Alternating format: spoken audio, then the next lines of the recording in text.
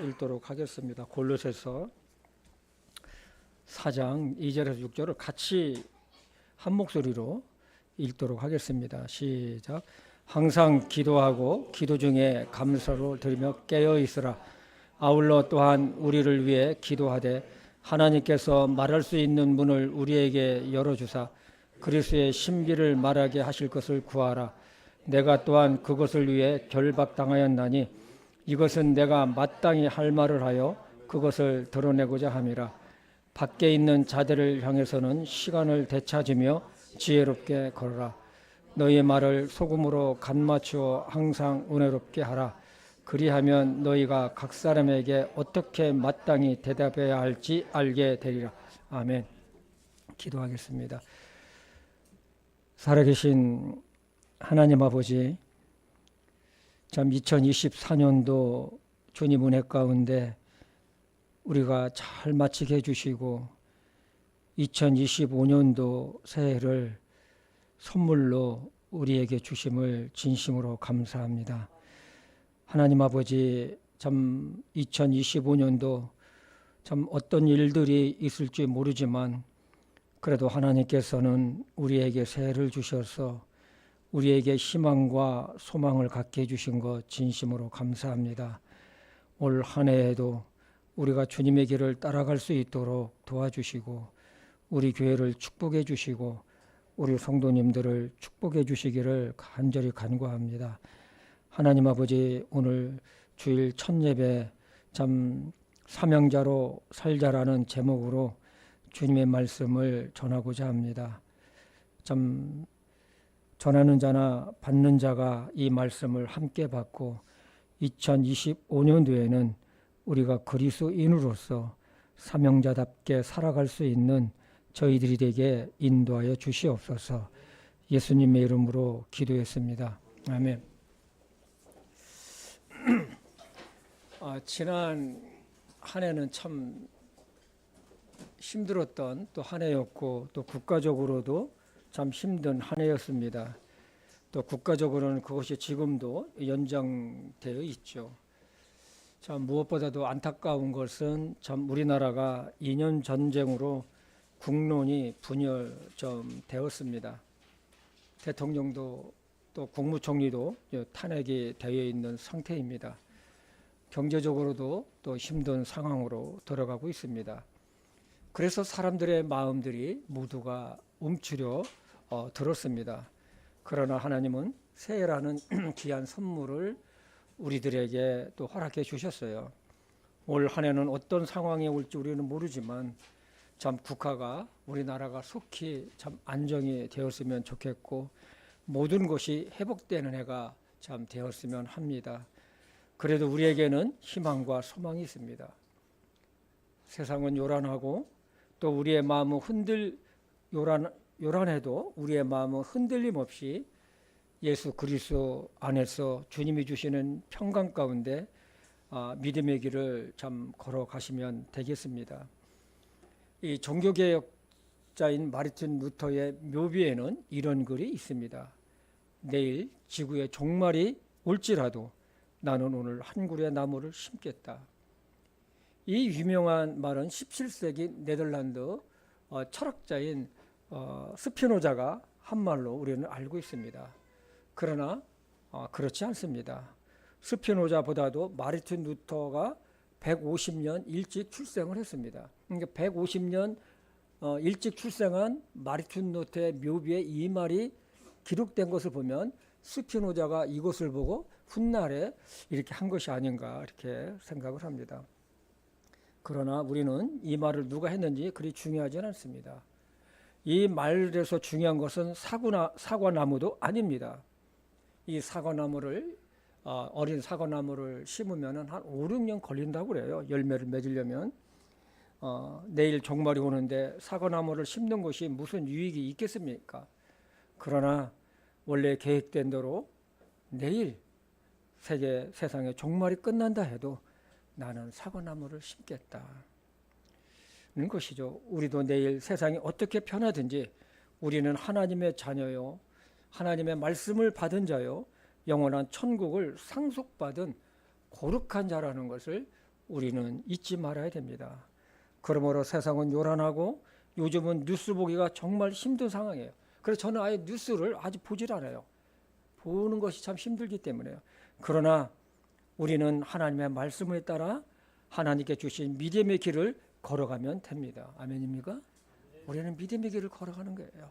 하나님은 우리의 생각과 마음을 잡아주시고 평강 가운데로 인도하실 것입니다. 사람들이 마음으로 자기의 길을 계획할지라도 그것을 이루시게 하는 분은 결국은 하나님이시기 때문에 그렇습니다.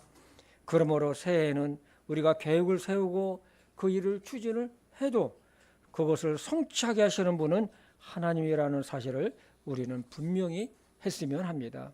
그래서 우리의 삶 속에서 하나님의 주권을 날마다 인정하고 사는 한 해가 되어야 되겠습니다. 새해에는 주님 안에서 희망을 갖고 믿음으로 살기를 바랍니다. 모든 이 세상의 일은 지나가는 바람과 같습니다. 바람이 없는, 전혀 없는 평온한 날도 있지만 비바람과 함께 강한 태풍으로 말미암아 집과 나무가 쓰러질 정도의 강한 바람도 있습니다. 우리의 인생의 삶도 같은 것이죠. 그러나 강한 바람이 지나가면 조용해지는 것처럼 우리는 금년 한 해도 주님만을 바라보고 하나님의 말씀을 사랑하고 묵상하고 하나님을 신뢰하는 믿음으로 사시기를 바라겠습니다. 우리 찬송가 한 곡을 우리 다 함께 부르고 난 후에 오늘 말씀을 시작하고자 합니다.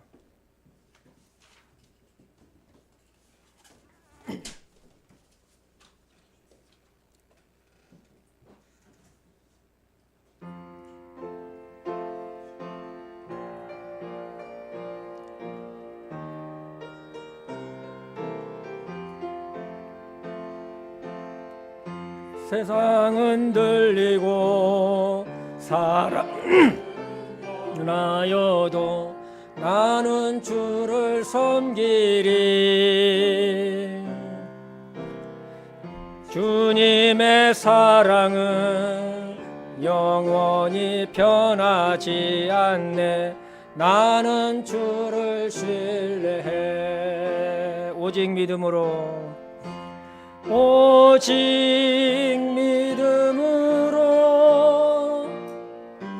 믿음으로 내가 살리라. 오직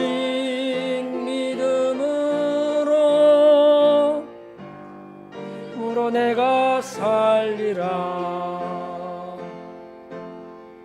믿음은 들리고 떠나도 나는 주를 섬기리. 주님의 나라는 영원히 쇠하지 않네. 나는 주를 신뢰해. 오직 믿음으로 내가 살리라. 오직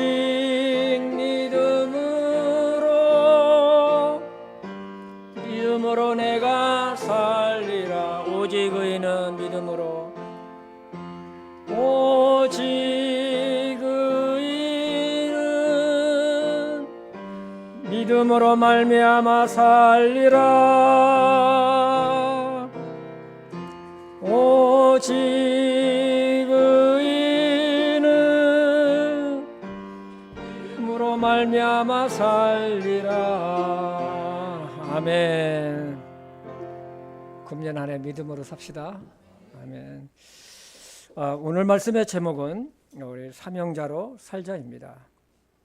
사명자란 하나님께서 주신 특별한 부르심을 따라서 자신의 삶을 통해 하나님의 뜻을 이루어가는 사람을 말합니다. 하나님은 구원받은 모든 그리스도인들을 사명자로 부르신 것을 여러분 알고 계십니까? 목회자만 사명자로 부르신 것이 아닙니다. 구원받은 모든 그리스도인들은 사명자입니다. 하나님의 뜻을 이 세상에서 이루며 살아가는 사명자라는 것이죠. 그래서 예수님께서 가르쳐 주신 기도를 보면 이런 내용이 있습니다. 하나님의 뜻이 하늘에서 이루어진 것 같이 이 땅에서도 이루어지게 하소서.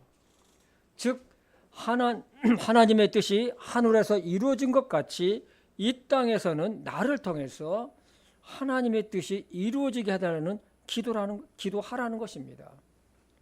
정말로 그렇습니다. 우리는 예수님을 믿고 구원받았다면 우리의 소속은 이 세상이 아니라 하늘에 속해 있고 하나님께 속한 사람이 되었습니다. 우리 빌립보서 3장 20절과 21절을 보겠습니다.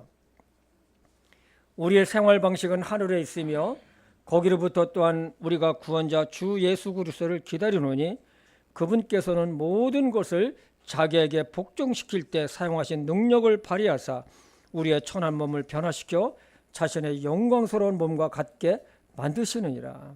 아멘. 20절에 보면 우리의 생활 방식은 하늘에 있으며 했는데 이 말씀을 개역성경에는 우리의 시민권은 하늘에 있다고 번역되어 있습니다. 그렇습니다. 우리는 이 세상에 속한 자가 아니라 하늘에 속한 자입니다. 그렇기 때문에 우리의 생활 방식은 우리의 생활 모든 습관들은 이 세상의 생활 방식대로 살아가는 것이 아니라 하나님의 자녀답게 하나님의 방법대로 생활 방식으로 살으라는 것이죠. 히브리서 11장에서 보면 사명자로 믿음으로 산 자들을 이렇게 표현했어요. 우리 히브리서 11장 13절에서 14절입니다. 이들은 다 무엇 안에서 죽었다고요? 믿음 안에서 죽었으며 약속하신 것들을 받지 못하였으되 멀리서 그것들을 보고 확신하며 끌어안았고 또 땅에서는 자기들이 나그네요 순례자라고 고백하였으니 이런 것들을 말하는 자들은 자기들의 본향을 찾고 있음을 분명히 나타내느니라. 하나님은 각 시대마다 각 사람에게 사명감을 주셨어요. 우리는 우리의 환경에서 하나님의 뜻을 이루고 살아가는 사명자가 되어야 할 것입니다. 오늘 말씀 골로새서는 너희가 믿는 이 예수 그리스도를 골로새서는 너희가 믿는 이 예수 그리스도를 믿고 너희가 구원받았다면 그리스도인답게 살으라는 것입니다. 여기에 마지막으로 주시는 말씀은 너희는 구원받은 것으로 만족하지 말고 그리스도인답게 세상의 빛과 소명자로 사명자로 살으라는 것이죠. 아까도 말씀드렸지만 사명자란 자신의 삶을 통해 하나님의 뜻을 이루어가는 사람이라고 했습니다. 단지 구원받은 사람으로서만 말고 세상에서 빛과 소금으로 살아가는 것이죠. 여러분, 예수님도 사명자로 살아가신 거 아세요? 이 사명자라는 것은요, 그러니까 예수님 보면은 예수님 당시에 예수님은 이 사명자로서 일반적이지 않으셨다는 거예요. 당시 이 종교인들, 이 바리새인들, 서기관들 이런 사람들을 뭐라고 했습니까? 이 독사의 자식들아. 근데 그 당시에 그 사람들은 그 세상에서 존경을 받았어요. 우러러보는 사람이었었어요. 근데 예수님은 그렇지 않은 것을 보게 됩니다. 오히려 예수님은 일반적이지 않게 살아가셨어요. 구별된 생활을 하셨던 것이죠. 왜 그랬을까요?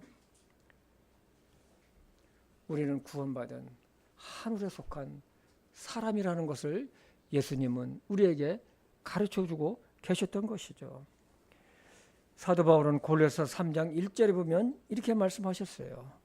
그러므로 너희가 그리스도와 함께 일으켜졌다면 너희가 함께 죽었다가 부활했다면 위에 있는 그것들을 추구하라. 위에 있는 그것이 무엇일까요? 우리는 하나님의 말씀을 너희는 추구하라. 거기에는 그리스도께서 하나님 오른편에 앉아 계시느니라. 우리는 새해 그리스도인으로서 앞으로 사명자로 살았으면 합니다. 세상의 일반적인 것이 아니라 우리는 구별된 삶을 살아야 된다는 것이죠. 그렇지 않으면 우리가 세속화되게 되어 있어요. 마귀 사단의 영적 싸움에서 우리는 패배할 수밖에 없는 것이죠. 그러면 우리가 새해부터 우리가 어떻게 하면 사명자로 살아갈 수가 있을까요? 마음으로 결심하면 될까요? 오늘 목사님 설교 들으니까 사명자로 살아야 되니까 내가 사명자로 살 거야. 내가 오늘 결심했어. 될까요? 결심 가지고는 안 돼요. 사람들의 결심은 오래가지 못합니다. 우리는 주님의 능력을 힘입어야 돼요. 주님의 능력은 나를 이기고 세상을 이기게 하기 때문에 그렇습니다. 그러기 위해서는 어떻게 할까요? 첫 번째로는 우리는 기도를 해야 돼요. 목사님 기도 안 한 사람 어디 있어요? 나 기도하는데. 그런 기도 말고요. 우리는 정말로 우리는 기도에 힘써야 돼요. 사도 바울이 고로새 교회 성도들에게 요구한 것이 있는데 그것은 뭡니까? 기도였었어요. 그럼 고로새 교회 성도들이 기도를 안 하고 있어서 그렇게 하라고 했었을까요? 아니에요. 우리 4장 1절을 본문 말씀 보겠어요. 같이 읽어볼까요? 시작. 항상 기도하고 기도 중에 감사를 드리며 깨어 있어라. 여러분, 우리 하나님께서 우리 그리스도인들에게 주신 특권 중에 특권이 뭔지 아세요? 그것은 기도예요. 기도예요. 기도는 사명자로 사는 데 있어서 제일 먼저 해야 할 것입니다. 이것이 약하면 사명자로 살아갈 수가 없어요. 살더라도 약해요. 그리스도인으로서 사명자답게 살으려면 내 힘으로는 되질 않아요. 하나님의 도우심이 절대적으로 필요합니다. 그러기 위해서는 우리는 기도해야 돼요. 기도는 나를 바꾸고 나를 변화시키고 세상을 바꾸기 때문에 그런 것이죠. 그래서 오늘 사도 바울은 뭐라고 합니까? 기도할 때 항상이라는 단어를 붙였어요. 항상이라는 말씀은 하나님께 온전히 열려있는 마음을 말합니다. 여러분, 이 기도는요, 내 마음을 갈아엎는 것을 아세요? 내가 기도하지 않으면요, 내 마음은요 항상 뭡니까?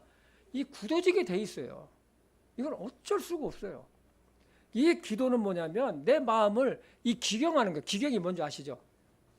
옛날 이렇게 시골에 가면 트럭태로 봄에 가면 묵은 땅을 이렇게 기계로 갖다 이렇게 한번 이렇게 바꿔놓잖아요. 묵은 땅은 밑으로 들어가게 하고 속에 있는 이 좋은 흙을 위로 물기 있는 것을 이렇게 하잖아요. 그리고 그 위에다가 씨를 뿌리거든요. 기도는 뭐냐? 기경이에요. 너무 중요합니다.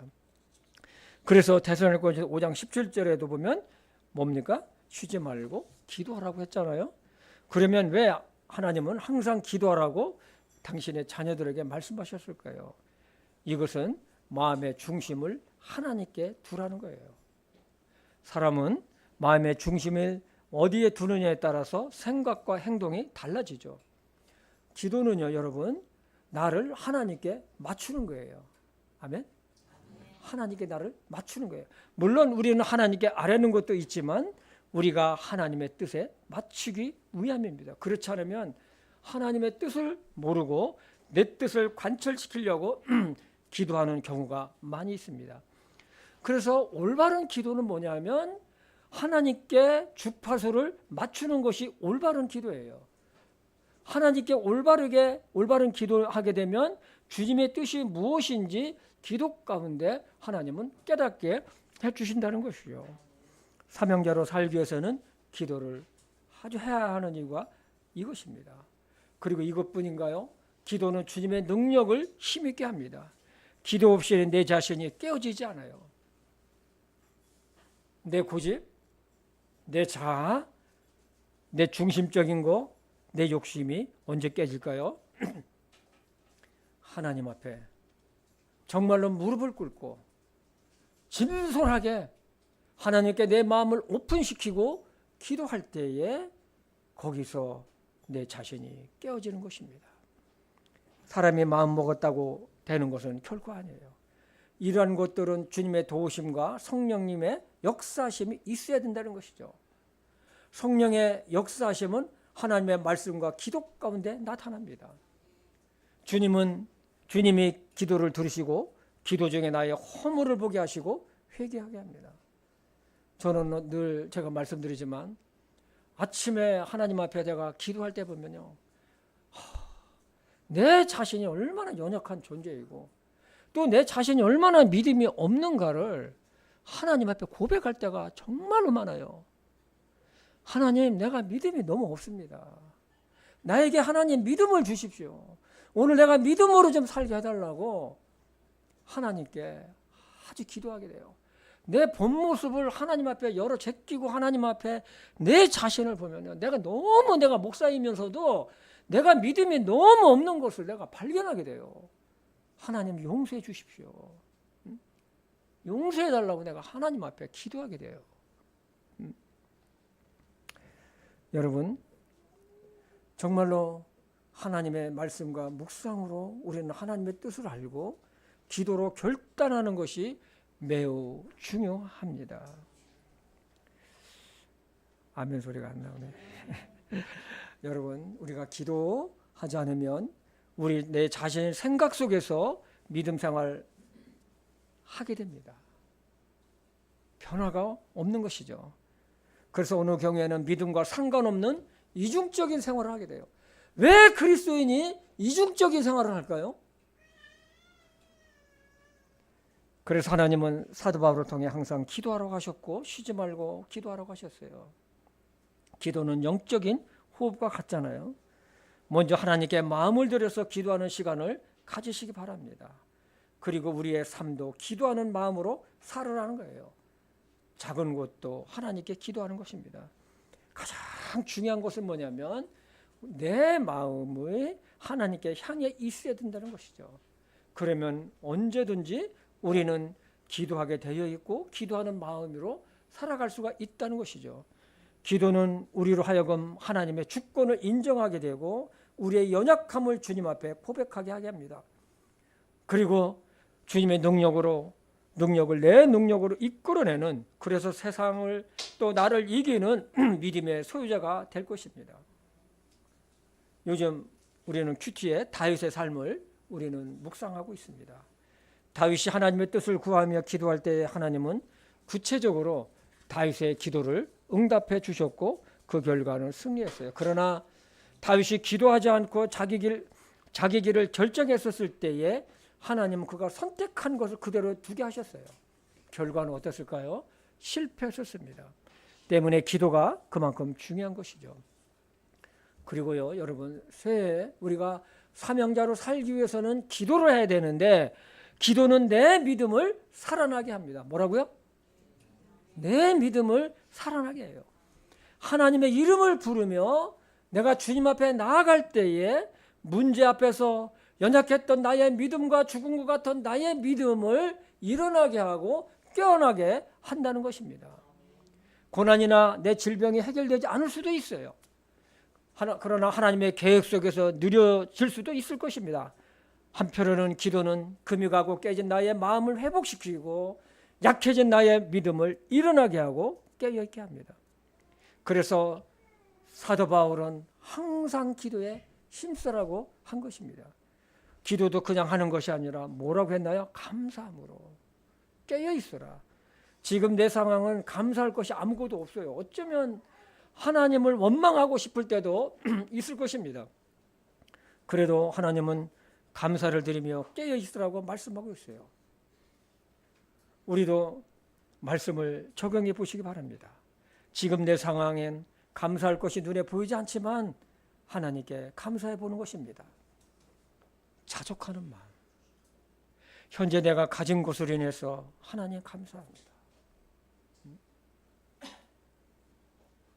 하나님께 나아갈 때 기도 속에서 우리는 무엇을 간구해야 될지를 알게 하실 것입니다. 여기까지 인도하신 하나님, 이만큼 된 것도 하나님의 은혜라는 감사하는 마음, 현재 나됨은 하나님의 은혜라는 감사하는 마음. 모든 상황이 힘들지만 나의 구원자신 하나님이 나와 함께 하신다는 그 은혜를 감사하는 마음을 갖고 기도해 보시기 바랍니다. 기도는 내 영혼을 깨우고 내 믿음을 깨웁니다. 기도하면 내 영혼은 살지만 기도하지 않으면 내 영혼은 핍절하고 아무 능력이 없는 자로 살게 될 것입니다. 두 번째로는 사명자는 복음을 전해야 합니다. 전도입니다. 우리 다 같이 본문 말씀 4장 3절과 4절입니다. 아울러 또한 우리를 위해 기도하되 하나님께서 말할 수 있는 문을 열어주사 그리스도의 신비를 말하게 하실 것을 구하라. 내가 또한 그것을 위해 결박당하였나니. 사도 바울은 골로새 교회 성도들에게 말할 수 있는, 자신이 말할 수 있는 문을 열어달라고, 그리스도를 믿지 않는 자에게 복음을 전할 수 있도록 기도 부탁을 하는 것을 보게 됩니다. 이 사도 바울이 왜 이런 기도를 요청을 했었을까요? 당시에 복음 전한다는 것은요, 정말로 쉽지 않았어요. 반대자들도 많았고 핍박자들도 엄청나게 많았어요. 우리가 사도행전을 읽어보면 잘 알고 있지 않습니까? 그래서 사도 바울은 하나님의 비밀이신 예수 그리스도의 생명의 복음을 전하는 것은 많은 기도가 요구되었던 것입니다. 그래서 사도 바울은 골로새 교회 성도들에게 중보 기도를 요청을 했어요. 복음은 무엇입니까?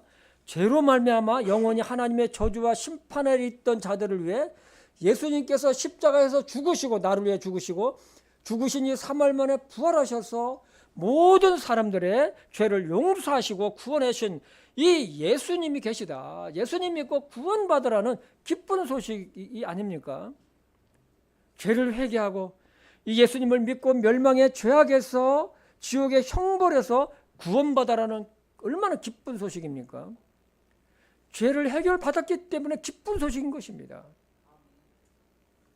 예수님 당시에 종교인들과 바리새인들과 서기관들과 이런 있는 사람들은요, 이 예수님의 복음, 예수님 자체가 기쁜 소식이 아니었었어요. 오히려 예수님은 자기들의 돌로 쳐서 죽일 대상이지 기쁜 소식이 아니었었어요. 그러나 세리들과 빈천아들과 자기가 죄인 된 것을, 참 예수님의 그 말씀을 듣고 예수님께 오는 자들은 그들에게는 이게 기쁜 소식이었었어요. 기쁜 소식이었었어요.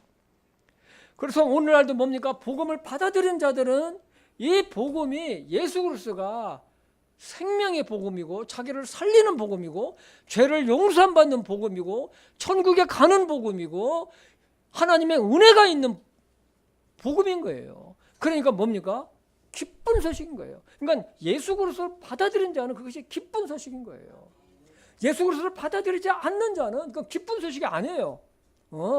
그거 기독교인들이 믿는 거야. 그건 기독교인들이 믿는 거지 나하고는 상관이 없어. 사도 바울은 자신이 비록 로마의 감옥에 갇혀 있었지만은 이 복음의 비밀을 자기가 말을 할 수 있도록 문을 열어주셔서 이 신비를 해달라고 중보기도를 부탁한 것입니다. 우리는 막연하게 기도하면 안 될 것입니다. 여러분은 전도를 위해 얼마나 언제 기도한 적이 있습니까? 우리는 내가 알고 있는 사람 중에 예수님을 믿지 않는 사람들을 위해서 우리는 기도해야 됩니다. 기도하면서요, 내 몸이 의의 도구가 돼요. 아멘? 복음의 신비를 전할 수 있는 의의 도구가 되는 거예요. 지옥을 향해 걸어가고 있는 자들을 향해 천국으로 인도하기 때문에 의의 도구가 됩니다. 그래서 그리스도의 신비라고 한 것입니다. 사람의 죄를 용서 안 받고 하나님의 자녀가 되는 것 신비예요. 천국으로 갈 수 있게 해주는 것, 이거 신비 아닙니까? 이 신비를 전도를 통해 다른 사람에게 알려주는 것입니다. 이것이 사명자가 지닌 자세입니다. 지금까지 우리가 이렇게 하지 않았다면 우리는 금년에 사명자로 살아갔으면 좋겠어요. 기도자가 됐으면 합니다. 한 분 한 분 이름을 부르며 그 영혼을 마음에 품고 기도하시기 바랍니다. 그 사람들이 지옥 가는 것을 그냥 보고 있을 수는 없지 않습니까?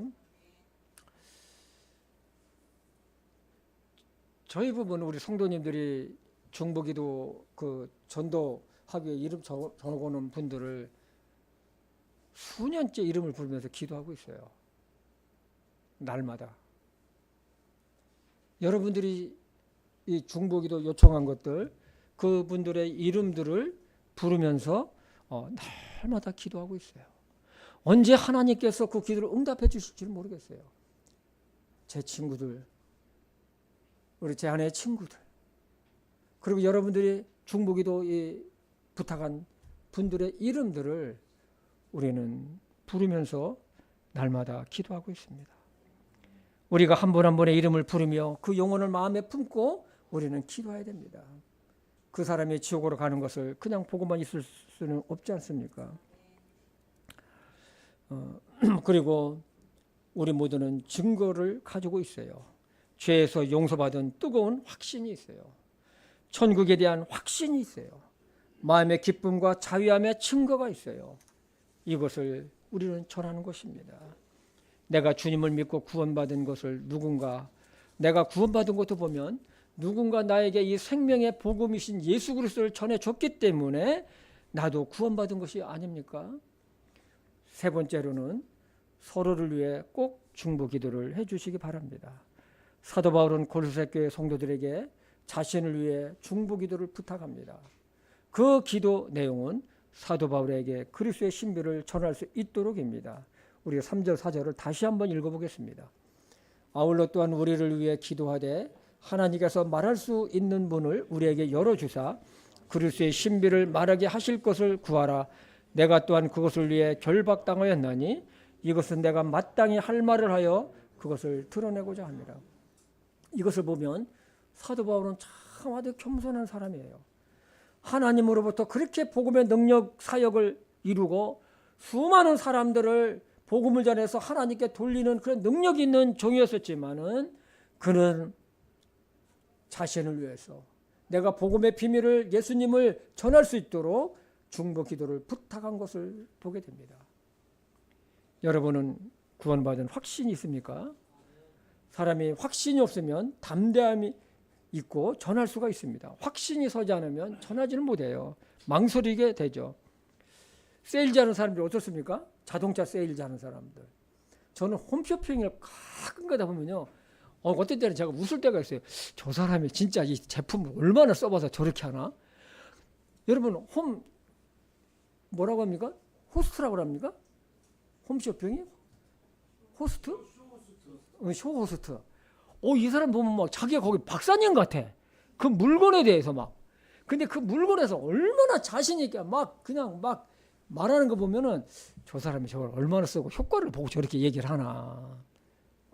저는 제가 알아요. 그분들이 1시간 전이나 와가지고 상품에 대해서 쫙 읽어보고 쫙 습득을 해가지고 거기에다가 막 전하는 거예요. 저도 그것을 보고 참 많은 도전이 되기도 했습니다. 그런 확신이 없으면 그 물건을 팔겠습니까? 팔 수가 없는 것이죠.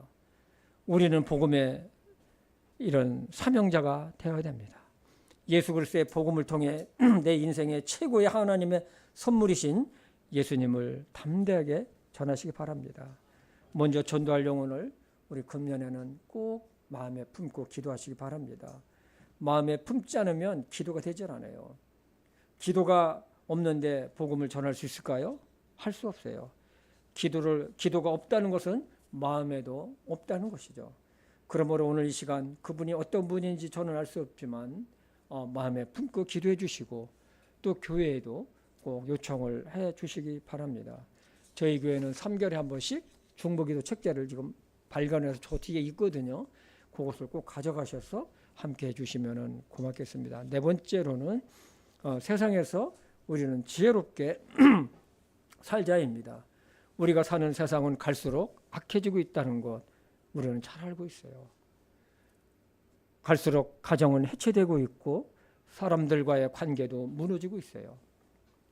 예수님의 재림이 가까이 올수록 사람들의 죄의 무게는 갈수록 더 무거워집니다. 하나님께 대해서도 마음의 문은 더 좁고 작아졌어요. 어두운 죄의 그늘 아래서 사람들이 살아가고 있어요. 겉은 화려하고 멋있는 것 같은데 속은 골마 썩어 가고 있다는 것이죠. 사람들의 정신도 피폐해져 갑니다. 왜 그럴까요? 갈수록 왜 그럴까요? 우리 시편 107편 10절을 보겠습니다. 어둠과 사망의 그늘에 앉은 자들이 고난과 사슬에 매인 것은 그들이 하나님의 말씀을 거역하며 지극히 높으신 이의 계획을 멸시하기 때문이라. 어둠과 사망의 그늘에 앉은 자들 누굴까요? 하나님이 없는 자들입니다. 고난과 사슬에 매여 있다고 그랬어요. 그들이 하나님의 말씀을 거역했다고 그랬어요. 지극히 높으신 이의 계획을 멸시했다고 했어요. 그래서 잠언 4장 19절에 보면 하나님을 떠난 악한 자들의 길은 어둠 같아서 자신들이 무엇에 걸려 넘어졌는지도 모른다는 거예요. 내가 넘어졌어요. 고난이 왔고 막 힘들어요. 이 세상 사는 게 너무 힘들어요. 막 너무 힘들어요. 죽고 싶어. 근데 내가 왜 죽고 싶은지, 왜 고난이 왔는지, 내가 왜 죽음이 왔는지 이게 모른다는 거예요. 지금 넘어져가지고 막 고통하면서 모른다는 거예요. 왜 그럴까요? 어둠 속에 있기 때문에. 여러분, 어둠 속에서 돌불이 걸려서 넘어졌으면 내가 어디에서 넘어졌는지 모르잖아요. 뭐가 걸려 넘어졌는지, 돌불인지 뭐 나무불인지 모르는 거예요. 그래서 그 마음속에 예수님의 생명의 빛이 없는 사람은 어둠과 그늘에 앉은 자들이라는 거예요. 정말로 이 말씀은 부정해도 자기 마음 깊은 속에서는 부정할 수 없을 거예요.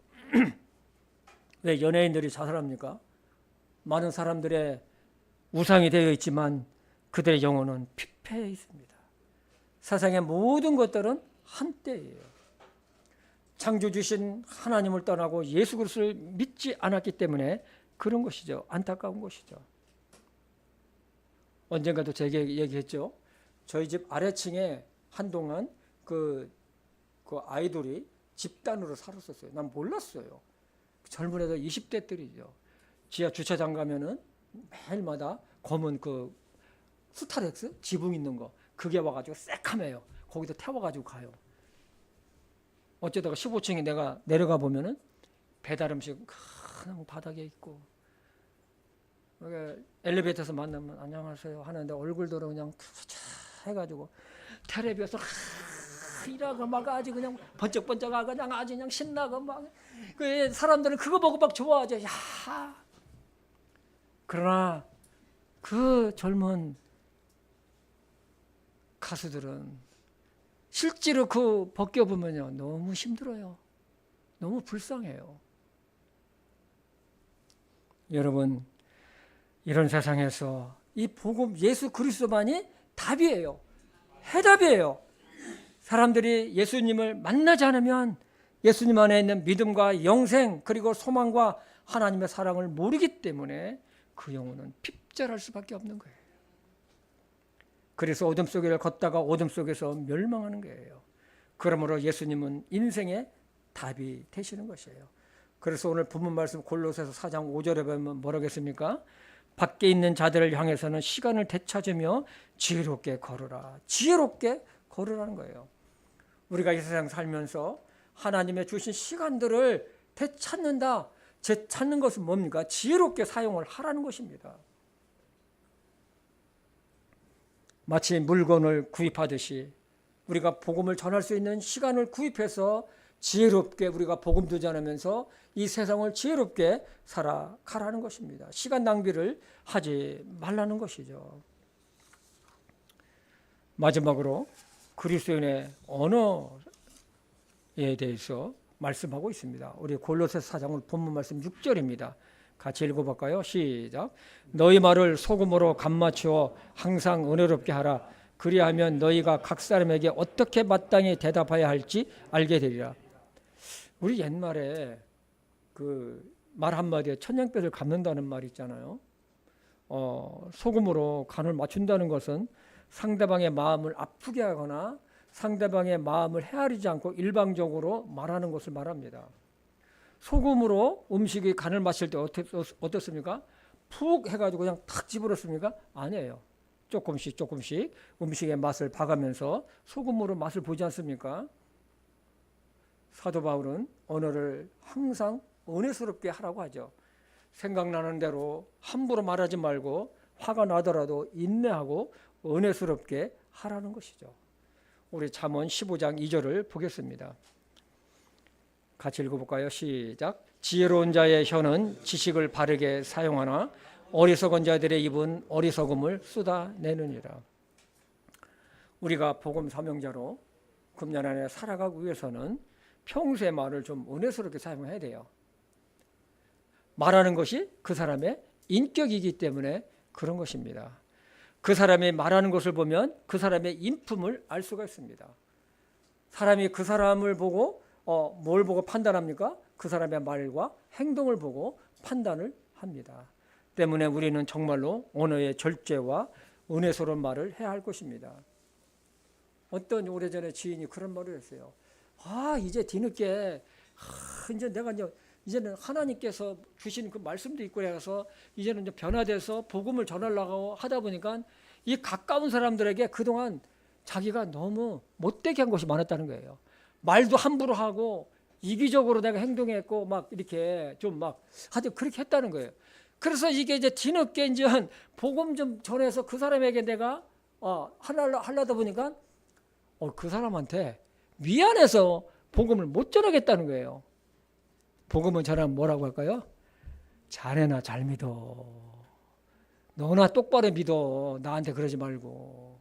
이것이 두렵다는 거예요. 그래서 복음을 자기가 주저주저 한다는 게 못 전하겠다는 거예요. 여러분, 우리가 말과 행동이 그리스도인다우면 하나님께서 우리에게 할 말을 가르치실 것입니다. 우리의 의례스러운 말과 행위를 보고 사람들에게 언제라도 우리는 복음을 전할 수 있는 기회가 늘 올 것입니다. 우리는 사명자예요. 우리는 구원받은 것으로만 살면 안 되고 우리가 이제는 참 이대로 살다가 주님을 만나서도 안 될 것입니다. 때문에 우리는 이 세상 사는 동안 정말로 사명자로 살아야 할 것입니다. 우리가 먹고 사는 것만을 위해 산다면 어리석은 자가 될 것입니다. 하나님께서 우리를 구원하신 것은 다만 천국으로 인도하시기 위해서만이 결코 아닙니다. 우리를 구원하신 목적이 있습니다. 우리 에베소서 2장 10절을 보겠습니다. 우리는 그분의 작품이요 그리스도 예수님 안에서 선한 행위를 하도록 창조된 자들이니라. 하나님께서 그런 그 선한 행위를 미리 정하신 것은 우리가 그 행위 가운데 걷게 하려 하십니다. 우리는 선한 행위로 하나님께 영광을 돌리도록 해야 할 것입니다. 여러분, 우리는 사명자임을 꼭 잊지 맙시다. 지금까지 정말 우리가 너무나도 평범하게 살았다면 오늘 우리는 하나님 앞에 잘못된 것을 회개하고 사명자로 회복하시기 바랍니다. 그리고 기도하시기 바랍니다. 복음의 문을 하나님 열어달라고, 그리고 전도할 분을 마음에 품게 해달라고, 그리고 기도하시기 바랍니다. 기도하시면 50%는 이미 이루어진 거예요. 그리고 기회를 사서 만나서 전하면 될 것입니다. 사명자는 언어와 행동을 또 은혜스럽게 해야 할 것입니다. 이것은 복음을 유력하게 할 것입니다. 2025년 한 해 하나님의 은혜가 사명자로 살아가는 우리의 모든 성도님들에게 있기를 우리 구주 예수 그리스도의 이름으로 축복합니다. 아멘. 기도하겠습니다. 하나님 아버지, 오늘 참 2025년 첫 주 예배를 드렸습니다. 아버지 하나님, 우리는 금년 한 해 새초부터 새말까지 사명자로 우리가 살아갈 수 있도록 도와주시옵소서. 예수님의 이름으로 기도했습니다. 아멘. 우리 이 시간에는 찬송은 이따 부르고 우리 주의 만찬을 갖도록